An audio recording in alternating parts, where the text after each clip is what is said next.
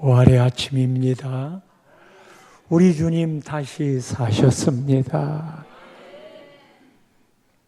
한번 외쳤으면 좋겠는데요.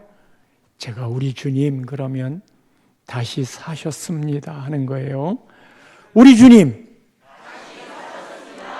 예. 저 길 가던 사람들이 깜짝 놀라게 크게 우리 주님.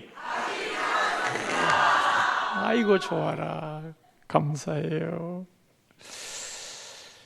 우리 주님의 부활의 생기가 여러분 심령과 속해 있는 가정과 여러분 직장과 몸된 재단 나눔의 교회와 우리 한국교회와 그리고 대한민국 온 세상 열방 위에 가득하기를 소망합니다.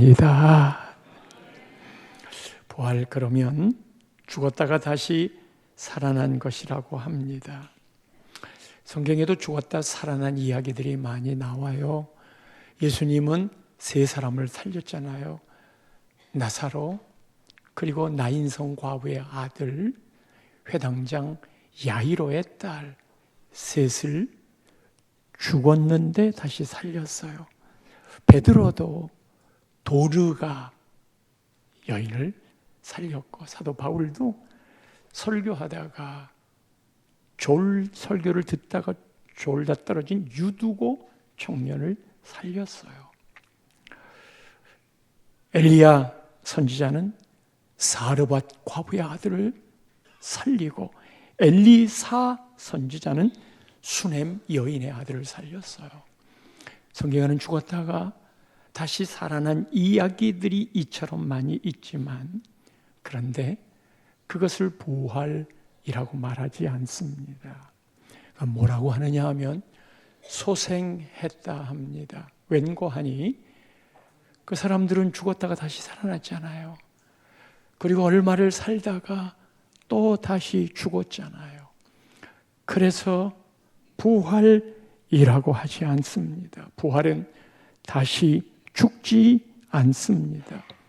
따라서 이 말은 예수님에게만 해당되는 단어인즉 요한복음 11장 25절과 26절을 보면 예수님의 말입니다. 나는 부활이요 생명이니 예수님이고 나는 에임이 무엇이다.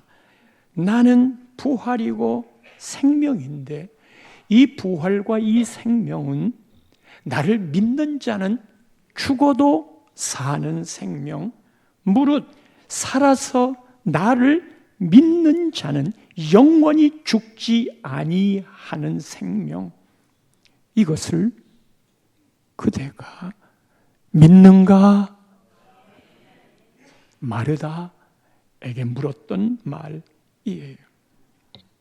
부활과 생명이라는 단어가 예수님이래요.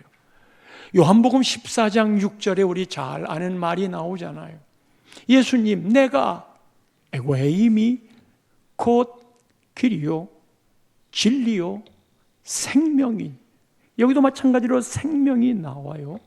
이 생명은 내가 길이기 때문에 나로 말미암지 않고는 아버지께로 하나님께로 올 자가 없다. 갈 자가 아니라 올 자가 없다고 말씀하신 것 보니까 지금 하나님 입장에서 예수님이 하시는 말씀인즉 둘 다 공통된 단어가 생명인데 이것이 예수님의 예수님다움인즉 이 생명은 부활을 이루는 생명인데 우리 말에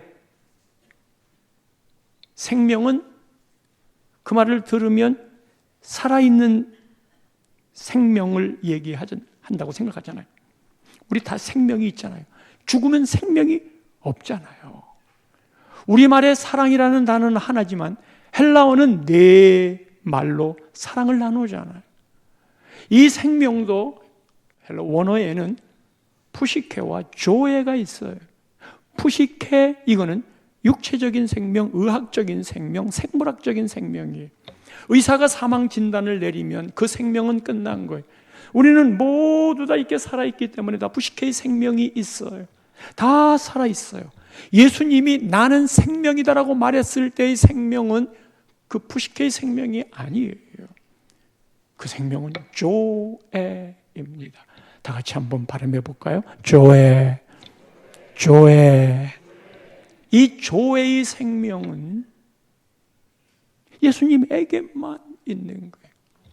따라서 우리 모두는 지금 다 예배를 드리고 있는 현장에 살아있는 사람으로 있기 때문에 생명이 있으나 하나님이 하나님의 안경을 쓰고 보면 푸시케이 여러분들 중에 죽은 사람이 있다면 어찌하실까요?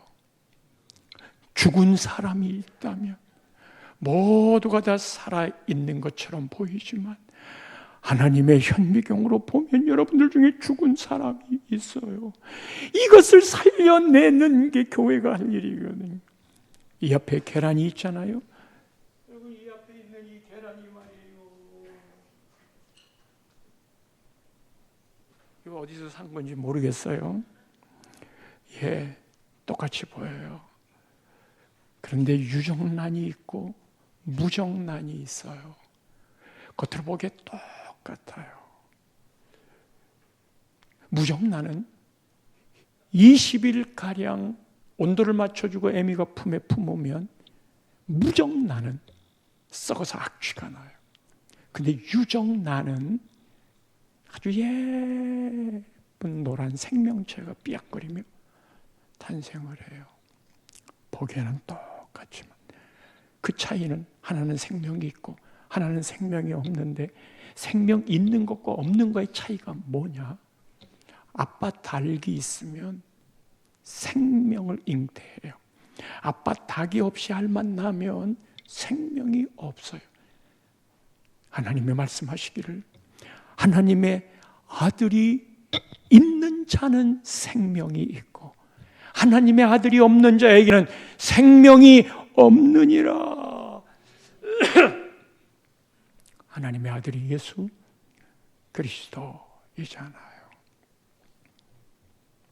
예수 그리스도 뭐 때문에? 그 조회의 생명 때문에. 그래서 우리 또한 예수를 믿었기에 예수님의 그 조회의 생명, 즉 부활과 상관이 없는 게 아니라 우리에게도 부활이라는 단어를 쓸 수 있는 이유가 고린도전서 15장 20절 말씀을 보면, 그러나 이제 그리스도께서 죽은 자 가운데서 다시 살아나사 잠자는 자들의 첫 열매가 되셨도다. 잠자는 자들은 죽은 자들이에요. 주님 재림하시는 날 그 부활의 생명 때문에 모두 살아난다고 그래요. 예수님이 갖고 있는 조의 생명이 부활은 우리에게도 예수 믿는 자들에게도 있기 때문에 주님이 부활의 첫 열매가 되면 우리도 따라서 부활의 열매를 소유하는 것이니, 부활이란 오로지 예수님에게만 쓰이는 단어요, 오로지 예수의 생명이 있는 우리들에게 쓰이는 단어인 줄 믿습니다. 부활이 얼마나 중요한 것일까요? 그 생각을 해봤어요. 우리가 그냥 일반적으로 예수를 믿는다 하지만 부활이 예수님 교회의 그 일반적인 중요한 기독교 절기의 하나쯤으로 생각을 해요. 그래서 이 부활절에 계란 놀린다 제일 먼저 생각나죠. 연국도 한다. 그리고 우리가 그때 절기 헌금을 드려 그런 걸로 절기적 행사로 생각할 수 있겠지요. 그런 걸로 끝나는 것일까요? 어떤 이는 말합니다. 신학자가 부활을 도무지 이해가 안 돼. 십자가에 죽은 것까지는 믿어. 아니도 원천적으로 동정녀 탄생이 됐다는 것 못 믿겠어. 그러나 있는 거니까 그래 그렇다 하죠. 그런데 이 예수님이 십자가에 죽은 것까지는 내가 이해를 하겠는데 죽었던 예수님이 다시 살아난 것을 이해할 수가 없어. 그러니까 부활이라고 하는 것은 실제로 살았는가 죽었는가 하는 이 팩트가 중요한 게 아니고 이 부활이 주고 있는 사상, 생각, 유익, 도움, 철학 이런 것들을 생각하자 하고 가르치는 교수가 있어요. 물론 신학 말이죠. 그러니까 어두움 같은 흑암의 이 땅에서 우리가 힘겹고 어렵게 살지만 그러나 우리가 부활의 정신으로 살자. 진짜 부활을 했는가 안 했는가가 중요한 게 아니고 그렇게 부활의 정신을 삼고 살자라고 하면서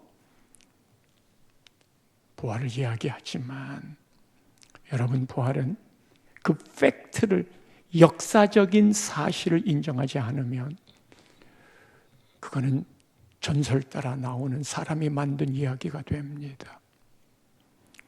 부활은 실제예요. 부활은 실체이에요. 부활은 실존입니다. 역사적인 사건 아니면 부활이 생명을 이뤄요, 생기를 이뤄요. 사도 바울은 이 일에 많이 그의 마음을 모아 증언했어요. 고린도전서 15장은 부활장으로, 이게 얼마나 기냐 하면 58절에 걸쳐서 부활에 대한 이야기를 해요. 이 부활에 대한 이야기를 하면서 이게 역사적인 사실이다 하는 걸 말하기 위해 고린도전서 15장 12절에 먼저 이렇게 말문을 엽니다. 어떤 이는 죽었던 자가 살아나는 것이 없다고 이야기합니다. 따라서 부활도 없다. 예. 그러나 13절로 넘어갑니다. 부활이 없다면 그리스도도 다시 살아나지 못했을 주님의 부활을 말할 수 없는, 말한다는 자체가 거짓말이에요. 14절 그리스도께서 만일 다시 살아나지 못했다면 우리가 전파하는 것도 헛것이요, 지금 여기서 부활한 주님 찬양하는 것 다 헛것이요, 너희 믿음도 헛것이며, 결정적인 문제는 15절에 나오는 바 무엇보다도 우리가 하나님의 거짓 증인으로 발견되리니 우리가 하나님이 그리스도를 다시 살리셨다고 증언했다. 지금 저는 이 설교를 하는 거예요. 부활했어. 예수님 죽었다가 다시 사셨어. 그게 실제가 아닌데 그 말을 계속하면 여러분 저 고소해야 되는 거 아닙니까? 기독교를 말살시키려고 하는 사람은 이 설교를 듣고 네가 지금 혹세무민하고 있구나, 네가 지금 사람들을 속이고 있구나, 거짓말로 너를 고소하겠어. 그러나 이거는 증거주의이기 때문에 부활을 하지 않았다는 증거를 대라. 그거를 하기가 쉽지 않으니까. 아니, 부활했다는 증거가 훨씬 더 많아요. 만약 예수의 부활이 없다면 아이고 지금 다 거짓말하는 것이라고 할 터인지. 19절 그래서 만일 예수님이 부활하지 않았다면 19절입니다. 그리스도 안에서 우리가 바라는 것이 다만 이 생의 삶뿐이면 죽은 이후에는 없다. 그러면 모든 사람 가운데 우리가 더욱 불쌍한 자이리라. 아이고, 부활 없으면 여러분 얼마나 불쌍한 사람인 줄 알아? 우리 헌금하잖아요. 그거는 하늘나라도 없는데 면류관 싼다고 목사가 꼬드겨가지고 헌금하게 하고, 얼마나 우리가 속고 사는 불쌍한 사람이야.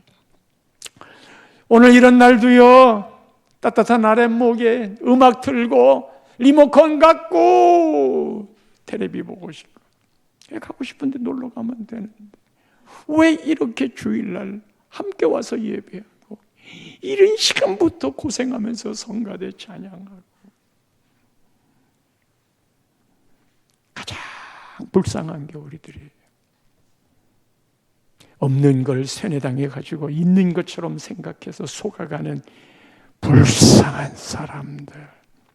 그러나 이게 얼마나 확실한 역사적인 증거인지를 고린도전서 15장 3절 4절 말씀에 보면 사도 바울은 제일 먼저 이것이 성경대로 이루어졌다는 것을, 성경대로 그리스도께서 우리 죄를 위하여 죽으셨습니다.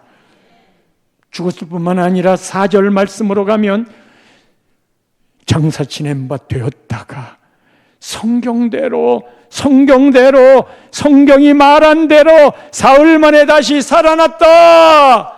그게 없으면 이 성경 전부 다 여러분 찢어버리십시오. 거짓말책이니까. 그리고 이것을 본 사람들을 증거하는데 5절에 보면 게바 베드로이지요. 그리고 12 제자에게와 6절 말씀에는 이게 압권입니다. 500여 형제에게 일시해 보였다. 몇 사람, 두서너 사람에게 본 것은 환상일 수 있어. 지들끼리 짜낸 이야기일 수 있어. 그러나 500명의 사람이 일시해 보았어. 그 중에 대다수 지금까지 살아있어. 내 말이 거짓말이라고 하면 500명이나 죽은 사람도 있지만, 어떤 사람은 잠들었지만, 그러나 대다수가 살아있어. 그들에게 가서 물어봐. 부활이 진짜인지 아닌지를 물어보란 말이요. 역사적인 사건이라는 말이죠. 그런데다가 7절에 또 이야기해. 야고보 그 후에 모든 사도에게와, 중요한 것은 8절에 있는 대로 모자란 나, 만삭되지 못하여 이 팔뚱사기로 태어난 나 같은 바울에게도 부활을 보이셨어. 부활을 봤다면 자랑할 건데 만삭되지 못하여 난 자 같은 내게도. 어떤 이런 이야기를 합니다. 이렇게 본 사람이 많은데, 빈 무덤이 그 증거인데, 꼬치가 빠져나가듯 그렇게 예수님이 사라진 것이 증거인데, 혹자는 이야기합니다. 그거 있잖아. 십자가의 뜨거운 태양 아래 죽어서 내렸어. 다리도 안 꺾어봤잖아. 그런데 혼미했다가 시원한 무덤으로 들어가니, 우리 무덤은 내려놓고 흙을 끝까지 다 채워 위에 밟지만, 유대의 무덤은 굴처럼 파서, 돌을 파서 거기다 관을 놓는 거예요. 그 돌문으로 막는 거죠. 시원한 데 들어가더니 정신을 차려가지고 기어 나왔어. 그리고 저기 가가지고 내가 부활했다 그렇게 이야기를 해. 어떤 이는 제자들이 예수님의 시체를 훔쳤어. 그렇다는데 놔두고는 그냥 이야기. 예수가 부활했다. 예수가 부활했다. 그럴 수 있는 걸까요? 사람이 거짓을 말할 때는 눈동자가 흔들려요. 정치인들이 유세를 할 때도, 악수를 잡을 때의 느낌도 진실인가 거짓인가 그것을 보고 알 수 있어요.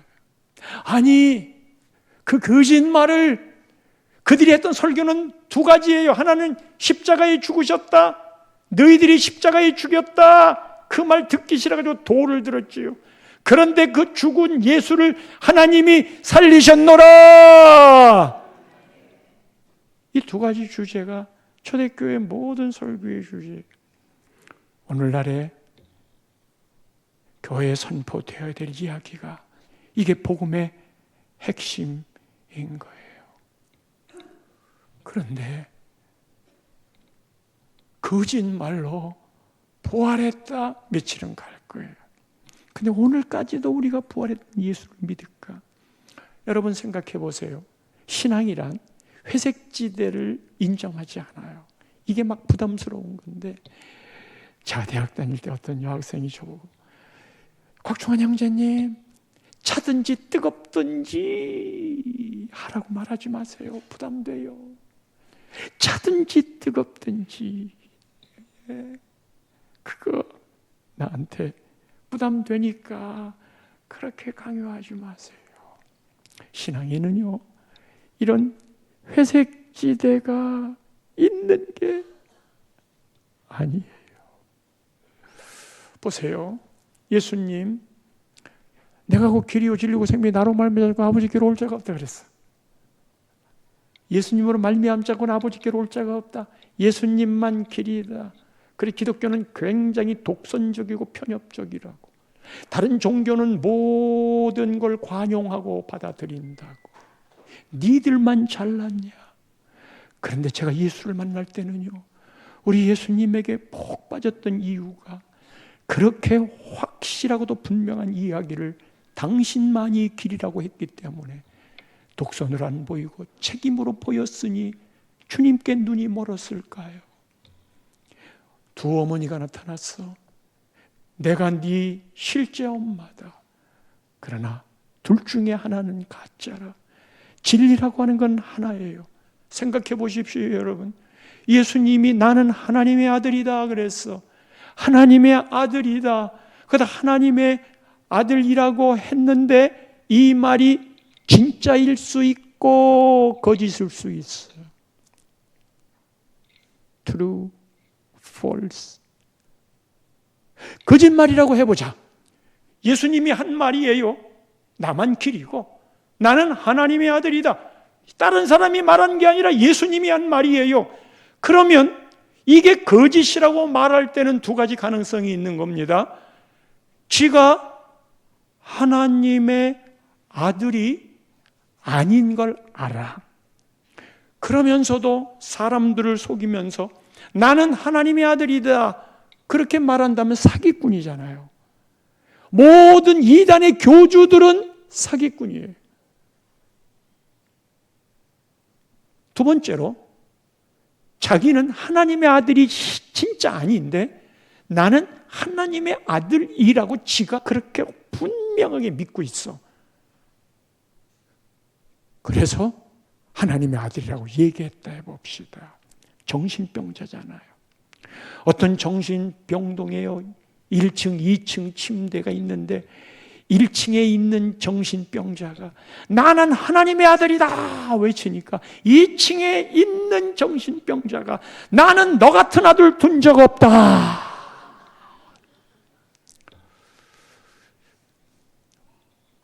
우리가 믿는 예수 그리스도가 사기꾼, 정신병자이기에 지금까지 온 것과 그렇지 않다면, 그가 한 말이 진짜라면, 하나님의 아들이시라면 거기에 회색지대가 없어요. 그 앞에 무릎을 꿇든지, 내가 그 사실을 인정하지만 당신 앞에 무릎 꿇고 싫다고 거절을 하든지, 인 것 같기도 하고 아닌 것 같기도 하고, 교인인 것 같기도 하고 아닌 것 같기도 하고, 예배 드릴 때는 교인인데 세상을 나가면 교인 아닌 것 같고, 그런 회색지대가 아닌가.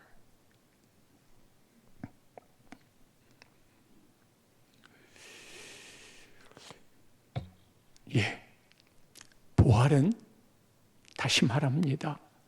실존이고 실제이고 실체인 바, 오늘 말씀 19절에 이렇게 이야기를 하네요.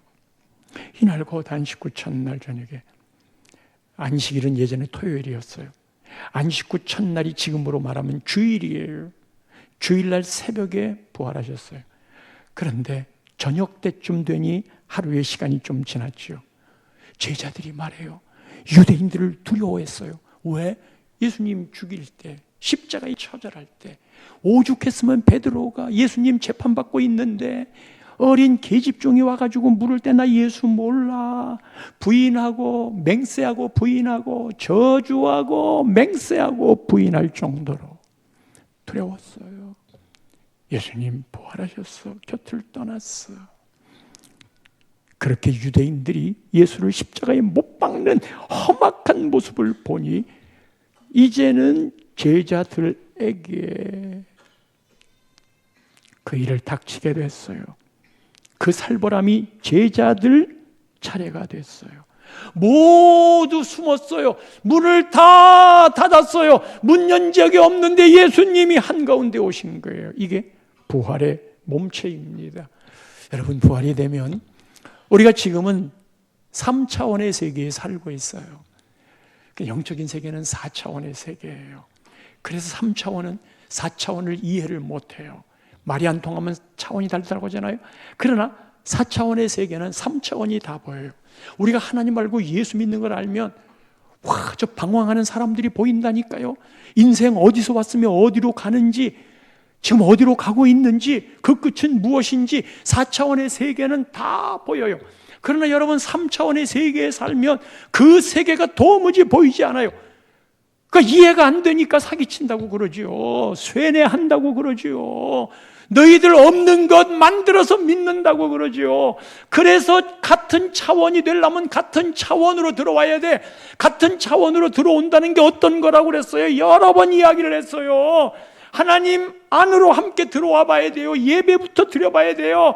저 밖에서 수요일 날 울타리 성막을 할 때 밖에서 아무리 안을 보려고 해도 못 봐요. 3차원에서 4차원을 볼 수 없어. 그러면 어떻게 봐야 돼? 문 안으로 들어와야 돼. 예수 문 안으로 들어와서 그 안에서 이루어지는 일들을 봐야 거기서 4차원의 영적 세계가 보이는 겁니다. 우리도 예수님의 부활의 몸체를 갖기 때문에 이렇게 생각하면 어디로 가야지 그러면 와 있어요. 3차원이 우리를 제지하지 못해요. 시간도 초월하고 공간도 초월하는 몸체가 돼. 그런 게 어떤 걸까? 너무 연구하지 마세요. 죽어보면 예수 믿으면 금방 알게 돼요. 또 하나는 예수님을 알아봤어. 제자들이. 우리가 죽어서 몸체가 바뀌어지면 꼬마 유령 캐스퍼 같은 몸체가 아닐까. 걱정하지 마세요. 다 알아봐요. 그러나 3차원의 지배를 받지 않아요. 다 알아봐요. 그런데 말이에요. 그 알아보는 얼굴이 어떤 얼굴일까? 젊었을 때 죽었으면 젊었을 때 그 얼굴일까? 나이 들어 쭈글쭈글해서 죽었으면 그 얼굴일까? 어떤 얼굴일까요? 아니면 젊은 얼굴일까요? 그건 가장 멋진 모습이다. 이렇게밖에 말을 못해요. 그 타이밍에 그걸로 아니에요. 그러나 우리는 다 그걸 알아봐요. 우리가 죽으면 부부 금실이 좋아서 천국에 같이 살까? 비슷한 동네에 갈 수 있는 비결은 남편과 아내가 열심히 주를 섬겨. 그런 거 있잖아요. 면류관 같은 거, 상급 같은 거. 그게 다 집으로 표현하잖아요. 같은 믿음의 레벨에 있으면 옆 동네에 같이 살 거야. 그러나 그곳에는 시집가고 장가가는 거 없어요. 이 땅에 살면서 그런 관계들을 주지 않아. 하나님은 참고를 해 주시겠지요. 이 말은 다 알아보는 거예요. 아들아 딸아, 니 왔구나. 오늘 장로님 오셨어요. 그걸 다 알아봐요. 그러나 사는 곳은 다를 수 있으나 다르다 하여 못 만나는 거 아니고 생각해서 보고 싶네. 그러면 가 있는 거예요. 이것도 다 사람의 언어에 갇혀 있는 생각이에요. 그날 가서 봐야죠. 성경이 말하는 것 아니면 그럴 거야. 그리고 호기심이 지나치면 마귀가 꼬드겨요. 그 특별한 것을 깨달은 사람처럼 이야기할 수 있어요.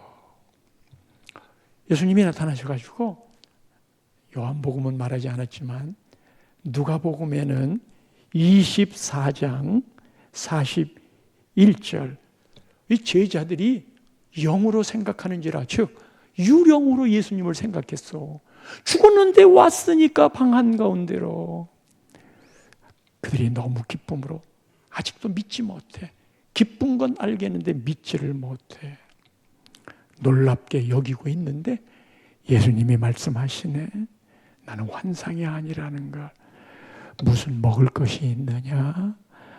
그랬더니 42절에 보면 구운 생선 한 토막을 드리니 지금 부활하신 예수님이에요. 43절에 예수님이 받으사 그 앞에 잡수시더라. 환상이 아니에요. 전설이 아니에요. 이건 실제 사건. 그거를 확인하고 이 제자들에게 오늘 본문에서는 한 가지를 더 이야기해. 20절 말씀에 이 말씀을 하시고 손과 옆구리를 보이시니 손에는 못자국 옆구리에는 창자국 봐라. 제자들이 주를 보고 기뻐하더라. 기뻐하지만 믿는 건 별개라고 누가복음에서 이야기했어요. 자, 이런 그들에게 오늘 본문의 예수님이 부활한 몸체로서 그 부활이 함께 있는 제자들에게, 여러분들에게 이 말을 하노니, 첫 번째, 부활하신 주님이 오셔서 19절 말씀에 했던 말, 너희에게 평강이 있을지어다. 제일 먼저 제자들에게 한 말이에요. 제일 먼저 제자들에게 부활하신 후 와서 하시는 말씀이 너희에게 평강이 있을지어다. 그런데 곧 21절에 또다시 뭐라고 하느냐 하면 또 이르시되 너희에게 평강이 있을지어다. 그러더니 8일 후에 제자들에게 또 나타났어. 26절 말씀을 보면 여드레를 지나서 제자들이 다시 집안에 있을 때에 도마도 함께 있고 문들이 닫혔는데 여전한 세팅이에요. 지난번에는 도마가 없었지만 이제 도마까지 왔어요. 예수께서 오사 가운데 서서 이르시되 너희에게 평강이 있을지어다. 지금 계속해서 말하는 서두가 평강, 평강, 평강, 평강이 있을지어다. 사랑하는 성도 여러분, 그리스도인의 아니 부활 소유자의 특징, 나타나는 표징이 있으니 그것이 평강입니다. 마침 오늘 새벽에도 이 주제가 있어서 샬롬이라는 말을 했던 바, 헬라 말로는 에이레네라고 하는 단어인 바, 이 샬롬은 가스실로 붙잡혀가 곧 죽게 될 그 사람을 향하여 가족이든 부모가 됐든 자식이 됐든 그때 하는 말 샬롬. 온 세상이 무너지는 것 같은 그때에도 그들에게 샬롬이, 하는 일이 무너지고 자식 일은 안 되고 회사는 부도나고 암까지 생기고 나를 위해 되는 게 아무것도 없는 것 같은 그 상황에 샬롬, 이게 가능할까요? 예수님이 하신 말씀 중에 말이에요. 요한복음 14장 27절에 이렇게 이야기합니다. 평안을 너희에게 끼치노니 곧 나의 평안을 너희에게 주노라. 예수님의 평안을 준대요. 내가 너희에게 주는 평안은 세상이 주는 평안과 같지 아니하니라. 생명도 그랬잖아요. 평안도 그렇대요. 너희는 마음에 근심하지도 말고 두려워하지도 말라. 왜 평안이 깨지느냐? 근심과 두려움이 있기 때문이에요. 그러면 우리는 그 근심과 두려움이 깨어지고 내 마음에 평안이 오기를 누구나 다 원하고 있잖아요. 그럼 세상이 주는 평안이 뭔데 예수님 평안과 다르다고 할까요? 세상이 주는 평안은요, 내가 지금 부도지경이야. 돈이 회전됐으면 좋겠어. 그런데 융자를 딱 받았어. 대출을 받았어. 아이고, 이제 살 것 같다. 이게 무너지지는 않는구나. 그 평안이 얼마나 갈까? 내가 저 여인에게 프로포즈 했는데 저 여인이 도무지 대답이 없어. 저 여인과 같이 사랑을 나누고 싶은데, 근데 불안했던 그의 마음에 나도 당신이 좋아요. 얼마나 행복할까? 얼마나 좋을까? 천지를 얻은 것 같지. 그런데 살아봐. 그게 얼마나 갈라는지. 좋은 점수 받으면 좋겠다. 좋은 점수 받았고 좋은 대학 갔어. 좋은 직장도 잡았어. 그때는 평안이지. 그런데 그 좋은 직장에 들어가는데 상사가 너무 힘들게 해서 빨리 난 떠나고 싶어. 그런 건 없을까? 그런데요, 예수님이 주는 샬롬, 예수님이 주는 평안은 그런 것과 상관없어. 이게 말이 될까? 지금 이 말이 인정돼요? 항상 기뻐하라. 그리고 범사에 감사하라. 이 말이 항상과 범사가 이해가 될까? 그런데 여러분, 그게 된다니까요. 예수 안에 있으면 내 주변의 상황들은 바뀌지 않을 수 있으나 똑같이 여전히 이어지나, 그러나 이것을 이길 수 있는 방법이 그 안에 있기 때문에 평안이 사라지지 않습니다. 그게 부활의 신앙이에요. 그게 조화의 생명이 내 안에 있는 거예요. 이거는 실제예요.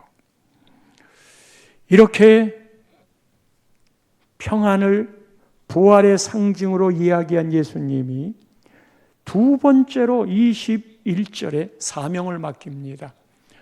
평안은 사명을 위함입니다. 그 사명이 뭐냐? 너희에게 평강이 있을지어다. 첫 번째. 두 번째, 아버지께서 나를 보내신 것 같이 나도 너희를 보내노라. 하나님이 예수님을 보냈어. 예수님은 당신 뜻대로 살지 않았어. 언제나 아버지의 뜻.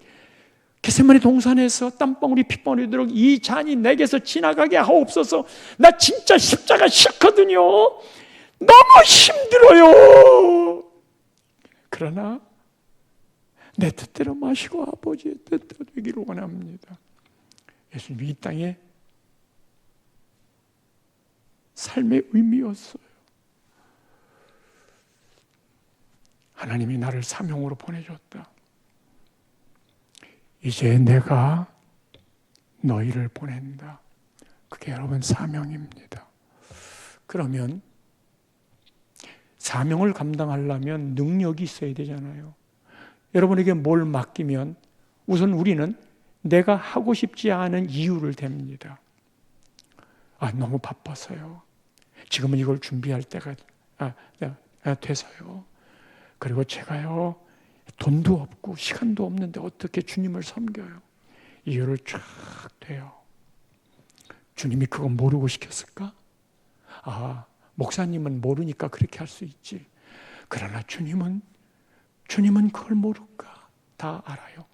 그럼에도 불구하고 그것을 요구하는 것은 네가 이 사명을 이런 것 때문에 못한다고 그랬지? 그런데 내가 너한테 이 사명을 맡길 때에는 네가 못한다고 생각하는 이런 이유도 저런 이유도 요런 이유도 다 내가 세팅해놨어. 그거는 순종하는 사람에게만 누릴 수 있는 복인 거예요. 자, 그렇다면 사명을 맡겼는데 이 사명이 무엇이며 이 사명을 행할 능력이 무엇인가? 이 사명을 행할 능력, 그것을 22절에 이야기합니다. 이 말씀을 하시고 그들을 향하사 숨을 내쉬며 이르시되 성령을 받으라. 네가 해야 될 사명, 구하라 주실 것이요 찾으라 찾을 것이요 물들어 명이 열릴 것이니 아버지도 좋은 걸 줄 줄 알거든. 그럼 기도하는 자에게, 구하는 자에게 성령을 주시리라. 여러분이 어떤 사명의 길을 감당할 때 성령님이 나에게 힘 주신다는 믿음을 가져보셨어요? 다 내 여건만 보겠지. 내 여건만 보면 할 수 없어요. 그래서 할 수 없는 자로 끝나요.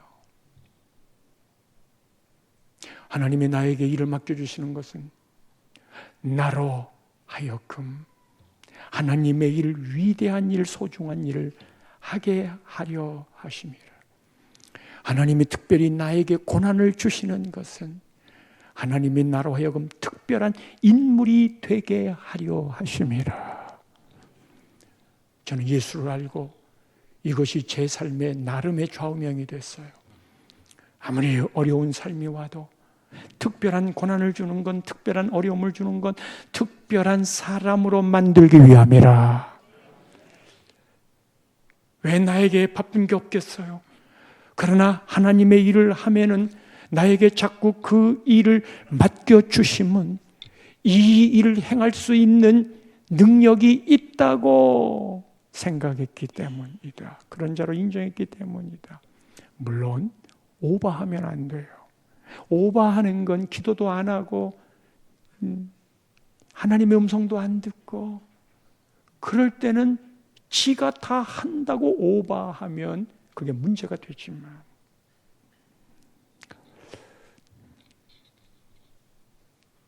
사명을 감당하는 길은 성령의 힘이에요. 여기 숨을 내쉬며 성령을 받으라 한 거는 천지를 창조할 때 그 코에 생기를 불어넣은 루아흐예요. 성령을 받아라. 그 생기를 다시 새 창조를 하는 거예요. 부활이란 죽었던 것을 일으키는 새로운 창조. 이 새로운 창조는 성령을 통하여 그대가 죽은 자가 아니라 성령의 실제로 그대 삶에 생기를 불어넣으니 재창조가 되는 것이니, 이 부활을 믿느냐? 여기서 성령을 받으라 하는 건 공을 던질 때 성령을 받아라. 부흥사가 말하면서 성령 충만, 성령을 받아라, 불을 받아라. 예. 그 부흥사의 손에서 불이 나오는 게 아니에요. 그거를 우리의 인격으로 성령이 누구신 줄 알아서 성령을 받아라 그러면 내가 아멘으로 화답하는 건 성령을 내 인격으로서 내 실존 속에 성령님을 모시고 성령님께 순종하며 살겠습니다. 할렐루야. 그게 성령을 받아라 하는 말인 거예요. 성령을 받으라고 그러는 건 이미 내 안에 예수님을 영접하면 예수님이 내 안에 오셔서 연합하면서 성령도 내 안에 내주하고 계신 거예요. 그래서 이미 우리는 성령을 받은 사람이에요.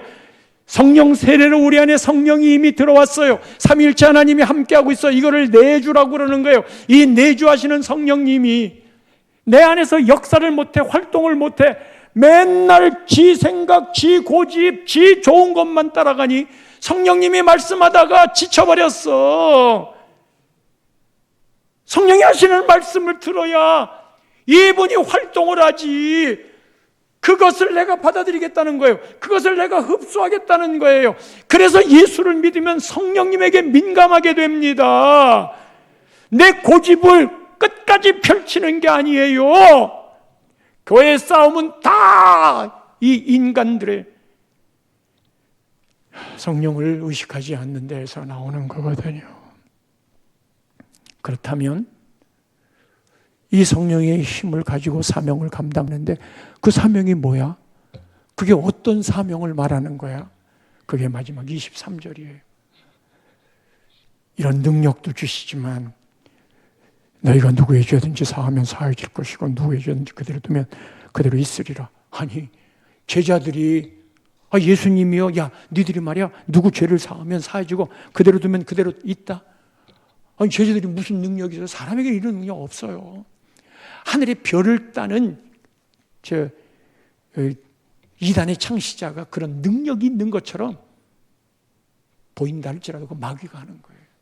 사람은 근본적으로 안 돼요.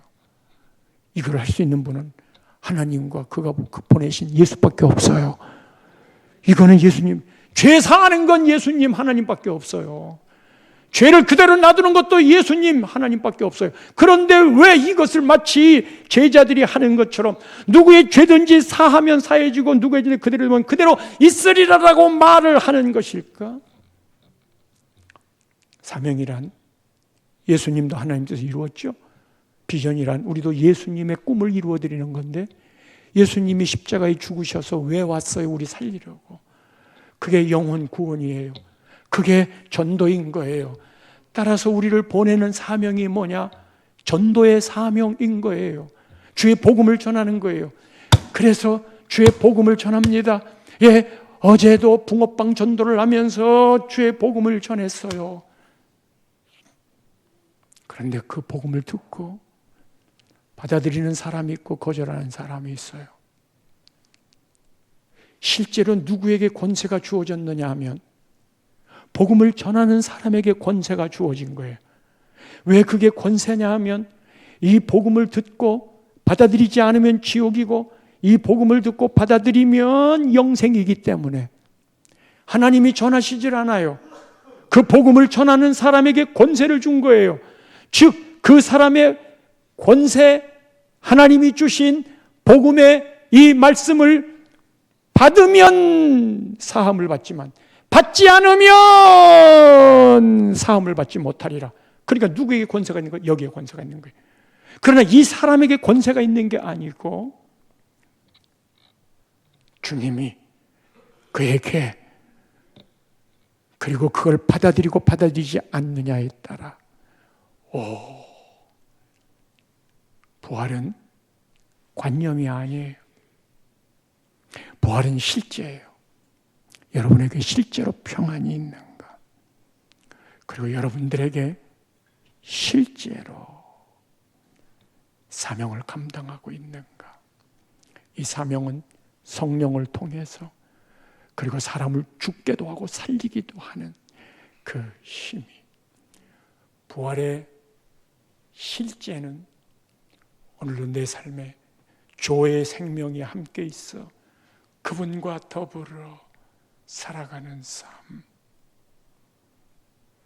부활의 축복 메시지인 줄 믿습니다. 아멘.